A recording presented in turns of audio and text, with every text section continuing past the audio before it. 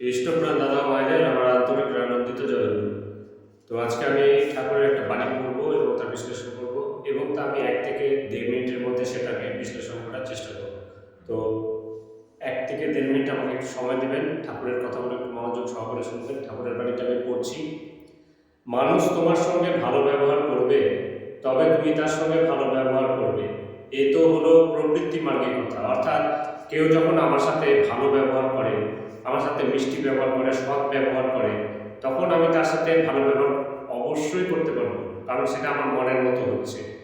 কিন্তু যখন এর অপর দিকে কেউ যখন আমার সঙ্গে দুর্ব্যবহার করে, যখন আমার সাথে খারাপ ব্যবহার করে, আমাকে নিয়ে কুমন্তব্য করে, আমার নিন্দা করে, তখন যদি আমরা তার সাথে ভালো ব্যবহার করতে পারি, তাহলে সেটাই হচ্ছে ইষ্ট পথে চালিত মানুষদের সেটাই করা উচিত। তো তাই যখন কেউ ভালো ব্যবহার করবে, তাকে যতটা আমি ভালো ব্যবহার দিতে পারবো কি পারবো না, তার থেকেও বেশি আমি ভালো ব্যবহার দেওয়ার চেষ্টা করবো ওই মানুষটিকে, যে মানুষটি আমার নিন্দা করে, আমার সম্বন্ধে বাজে কথা বলে, আমার সাথে বারবার ব্যবহার করে না, দুর্ব্যবহার করে। আর সেটাই হচ্ছে যারা ইষ্টকে নিয়ে চলে, তারা সেরকম ব্যবহার করতে পারবে।